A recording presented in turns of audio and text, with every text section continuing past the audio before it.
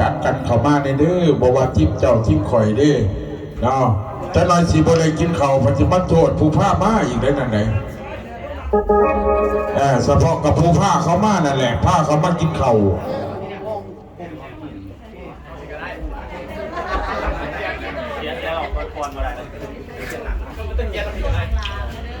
น้องมันนี่ก็มีที่ว่างานแดกเนาะงานตอนเช้าก็เป็นงานประชุมคณะครอบครัวเนาะเพื่อหับตอนสมาชิกใหม่เนาะถือว่ามื้อนี้ก็เป็นฉลอง14กุมภาพันธ์กับบาแมนผู้ใดกำลังมีความหักเนาะโดยเฉพาะก็สิเป็นทั้งยะอายใหญ่ข่อยนี่ล่ะกำลังมาเอาผู้ใดมีความหักก็ว่ากันไปเด้อมื้อนี้วันที่14กุมภาพันธ์แต่ว่าขาน้อยนี่ประสงค์สิไรอีหยังหรอกว่าสิซื้อของขวัญให้เมียกับเงินอยู่น้ำเขาได้หลายคนแต่สิเป็นคือขาน้อยเด้อดอกสาวคนไหนที่อายุเกิน30ขึ้นมือห่างดอกอยากไล่ของขวัญเขาซื้อเอาเองด้วยว่าสั่นดอกวันนี้วันที่14กุมภาพันธ์เป็นวันแห่งความหักว่าสั่นดอกผู้ใดโสดผู้ใดยังกระซื้อดอกไม้ดอกกุหลาบกุแหลบผู้แสบผู้สาวก็ได้เราเอาสักทีสักน้องเนาะผู้ซื้อวานตกตังเราเต็มนะพ่อขันในน้องให้พี่น้องเขาไปเบิ่งในเด้อคณะกรรมการคณะบริหารเขาไปเบิ่งในเด้อจะหน่อยพี่น้องเขาสิบ่ได้กินเขาดิผู้บ่เคยมาจังเทือกับสิเขินอายในจังหน่อยพอท่านดึงเวทีเนาะกันผู้ใดดึงเวทีเดี๋ยวกันยังค่อยแน่น้อยนึงก็สิพอได้กินน้ำมูเนาะก็ถือว่าในช่วงนี้เนาะให้พี่ให้น้องเข้ารอถ่ายสักนิดหนึ่งเนาะเพื่อทั้งห้านอาหารเพิ่นจะเสิร์ฟมาเนาะตอนนี้ให้พี่น้องเลยชิมรสชาติอาหารบ้างสักก่อน โอ้ยผู้ละคนตื่นหยดเลยชิมหามันอีกอาหารบ้างวันที่ว่าอีก เนาะผู้นำนะไปเบิ่งพี่น้องเขาต้องนอนเอาผู้นำเขาเนาะท่านฝ่านั่งเด้อผู้นำเด้อเนาะท่านชวนเขามาแล้วก็ให้เขาได้กินข้าวกินปลาเด้อเนาะแต่ว่าผู้เบาเนี่ยบ่ได้กินกระยาหัวมันนะครับผู้เบาเนี่ยบ่กินก็ได้หรอกเขานำทำปลา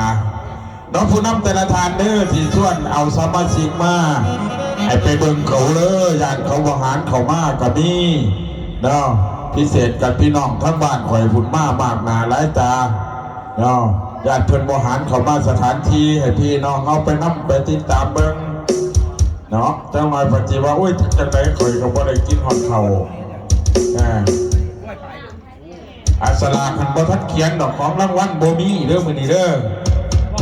ของรางวัลบ่มีแต่ร่างอันเดียวนี่เขาเขียนอันนี้ผู้เว้าเอามือเนาะบ่เขียนก็ได้เนาะบ่มีไปมีสิทธิ์ได้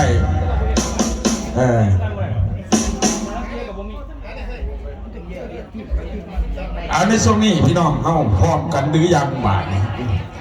ที่ว่าเป็นเมืองเล่าบันทึกศิลป์เท่ามือนี่ว่าเอาว่าฉลอง14กุมภาพันธ์อยู่ที่ของอาหารเรือแพกับพ้องเนาะพี่น้องเข้าบ่มีโศกมีเศร้าเด้อบัดนี้กินหลังกินเขาปลาอาหารแล้วบ่มีโศกมีเศร้ามีแต่มวลกับซึนเนาะพี่น้องเขาเสียงตบมือเลยต้อนรับป้องตีเพชรเมืองลาว